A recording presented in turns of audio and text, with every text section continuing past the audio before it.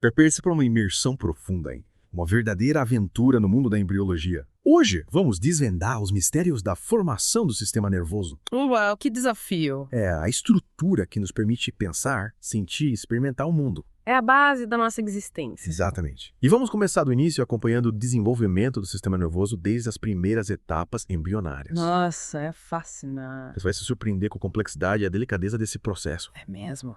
Então vamos mergulhar de cabeça nesse universo microscópico. Me conte como tudo começa, de onde surge essa estrutura tão complexa. Imagine um embrião em seus estágios iniciais. Certo. Uma estrutura simples, organizada em camadas. É a partir de uma dessas camadas, chamada ectoderma, que a mágica acontece. Interessante. A partir de uma área específica do ectoderma surge a placa neural, o ponto de partida para a formação de todo o sistema nervoso. A placa neural. Seria como alicerce da nossa casa neural. Perfeita analogia. A placa neural é como um terreno onde a construção do sistema nervoso vai acontecer. Legal. E a primeira etapa dessa construção é a neurulação. A neurulação. Um processo fascinante onde a placa neural se dobra sobre si mesma, Ah. formando o suco neural, uma espécie de vala na superfície do embrião. Yeah. E essa vala vai se transformando no quê? Com o tempo, as bordas do suco neural se aproximam e se fundem, Sei. formando o tubo neural, Uau. como se a vala se fechasse, Tento. criando um túnel. E é dentro desse túnel que a mágica da formação do sistema nervoso central acontece. Que incrível, como se estivéssemos assistindo a construção de um prédio em tempo real, só que em escala microscópica. É uma ótima maneira de visualizar o processo. E é importante destacar que a formação do tubo neural é um processo extremamente preciso e delicado. Qualquer erro nessa etapa pode ter consequências graves para o desenvolvimento do sistema nervoso. Falando em erros, o que pode acontecer se o tubo neural não se fechar corretamente? É aí que mora o perigo. Falhas no fechamento do tubo neural podem levar a defeitos congênitos graves, como a anencefalia e a espinha bífida. Nossa, Na anencefalia, a parte superior do tubo neural não se fecha, que pena. impedindo a formação do cérebro. Já na espinha bífida, o fechamento incompleto do tubo neural na região posterior pode resultar em diferentes graus de comprometimento da medula espinhal. Que notícia triste. Mas existe alguma forma de prevenir esses defeitos? Sim, a boa notícia é que a suplementação com ácido fólico antes e durante a gravidez tem se mostrado eficaz na prevenção de defeitos do tubo neural. Ah, que bom. O ácido fólico, uma vitamina do complexo B, desempenha um papel crucial na divisão celular e no fechamento do tubo neural. Então, a suplementação com ácido fólico é fundamental para garantir um desenvolvimento saudável do sistema nervoso. Exatamente. E após o fechamento do tubo neural, a aventura continua. A parte anterior do tubo neural, que dará origem ao cérebro, começa a se expandir e se dividir, Sim. formando as vesículas encefálicas. Vesículas encefálicas. Parece um nome complicado. O que são elas? Pense nas vesículas encefálicas como bolhas que brotam da parte anterior do tubo neural. Certo. São como os primeiros esboços das diferentes partes do cérebro. Inicialmente surgem 3 vesículas primárias: o prosencéfalo, o mesencéfalo e o rombencéfalo. Então essas bolhas vão se transformando nas diferentes regiões do nosso cérebro. Que fascinante. É isso mesmo. E cada uma dessas vesículas primárias se subdivide ainda mais, Nossa. dando origem a estruturas cada vez mais complexas. É como se estivéssemos montando um quebra-cabeças tridimensional, onde cada peça tem um papel fundamental na formação do nosso cérebro. Estou ansiosa para saber mais sobre essa montagem cerebral. Mas antes de continuarmos essa jornada, vamos fazer uma pausa para respirar e digerir todas essas informações incríveis. Voltamos já já. E voltamos para a segunda parte da nossa imersão na embriologia do sistema nervoso. Antes da pausa, nós estávamos falando sobre a formação das vesículas encefálicas, lembra?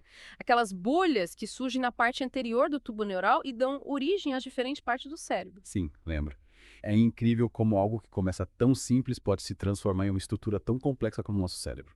Me fale mais sobre essas vesículas, como elas se desenvolvem. Com prazer.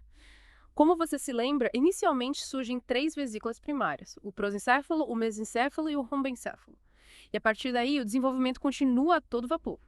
O prosencéfalo, a vesícula mais à frente, se divide em 2 outras vesículas: o telecéfalo e o diencéfalo. E o que surge a partir dessas novas vesículas? Quais partes do cérebro elas formam? Prepare-se para uma explosão de nomes. Do telencéfalo surgem os hemisférios cerebrais, a parte mais evoluída do nosso cérebro, responsável por funções como linguagem, memória, raciocínio e controle motor voluntário. É a parte do cérebro que nos torna únicos. Já o diencéfalo dará origem a estruturas como o tálamo e o hipotálamo, que desempenham papéis cruciais na regulação das nossas funções vitais. O tálamo e o hipotálamo. Nossa, já ouvi falar dessas estruturas, mas confesso que não sei exatamente o que elas fazem. Me explique melhor, por favor. Claro, o tálamo atua como uma espécie de estação retransmissora de informações sensoriais, como se fosse um centro de controle de tráfego aéreo no nosso cérebro. Ele recebe sinais dos nossos sentidos, como visão, audição, tato e paladar, e os direciona para as áreas corretas do córtex cerebral, onde serão processados. Então, é graças ao tálamo que podemos sentir o calor do sol na pele, o sabor delicioso de um chocolate e o som da nossa música preferida. Exatamente.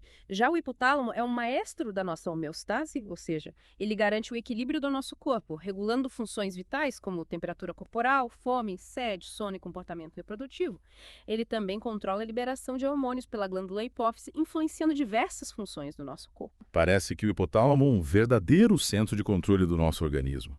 E o mesencéfalo, a segunda vesícula encefálica primária, o que acontece com ele? O mesencéfalo é responsável por funções importantes relacionadas à visão, audição, movimento dos olhos e controle motor.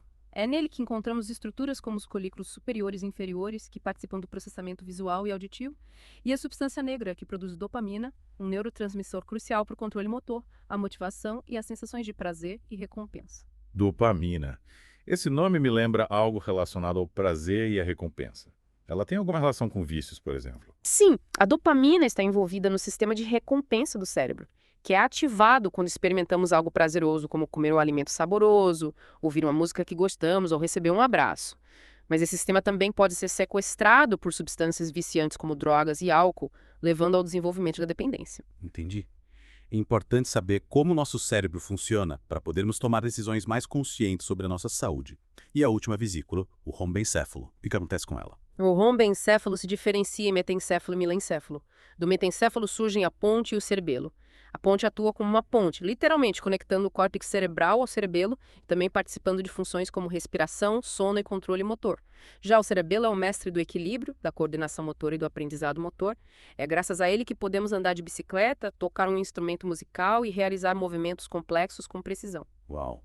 O cerebelo parece um verdadeiro maestro da orquestra dos nossos movimentos. E por último, mas não menos importante, temos o milencéfalo, que dará origem ao bulbo, a parte mais caudal do tronco encefálico.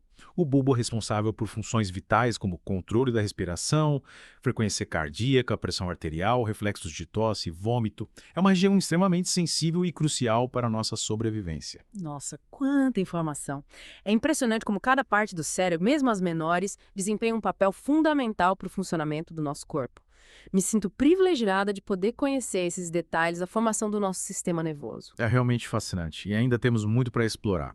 Na próxima parte do nosso mergulho, vamos voltar nossa atenção para os processos celulares que ocorrem durante o desenvolvimento do sistema nervoso. Mal posso esperar para saber mais. Já estamos voltando para a última parte da nossa imersão e estamos de volta para a última parte da nossa imersão, hein? No mundo da embriologia do sistema nervoso. Mas já vendo... E como o tubo neural se transforma nas diferentes partes do cérebro. É verdade. Cada uma com suas funções específicas. Mas ainda falta entender como as próprias células se organizam para formar essa estrutura complexa. Agora vamos mergulhar no universo microscópico dos neurônios e células da glia para entender como eles se multiplicam, migram e se especializam para formar o nosso cérebro. Incrível. É como observar a coreografia celular que dá origem à nossa mente. Que metáfora incrível. É como se estivéssemos assistindo a um balé microscópico, Isso. onde cada célula sabe exatamente o seu papel. É. Mas como essa coreografia começa? Tudo começa com a proliferação celular, ou seja, a multiplicação das células progenitoras neurais, que são como as matriarcas do sistema nervoso. Certo. Essas células se dividem intensamente na zona ventricular do tubo neural, gerando um grande número de células que darão origem a todos os neurônios e células da guia do nosso cérebro. Então é como se o tubo neural estivesse fervilhando de novas células prontas para construir o nosso cérebro. Perfeito. É uma explosão de vida e potencial. Mas essas células não ficam paradas. Elas precisam migrar para os seus lugares específicos no cérebro em formação. Interessante. É aí que entra a migração celular, um processo fascinante onde as células navegam pelo tecido embrionário, guiadas por sinais químicos e interações com outras células. Imagino que essa migração seja um processo super complexo, como essas células sabem para onde ir. É como se elas tivessem um GPS interno. Exatamente. Elas seguem pistas moleculares, como se fossem migalhas de pão deixadas no caminho, Sim. que as guiam para seus destinos finais. Aham. É um processo altamente regulado, com diferentes vias de migração, Uhum. que garantem que cada célula chegue ao lugar certo no momento certo. E quando as células finalmente chegam aos seus destinos, o que acontece? Elas começam a trabalhar imediatamente. Calma, ainda falta a etapa final da coreografia, a diferenciação celular. Tá. É nesse momento que as células se especializam, adquirindo características e funções específicas.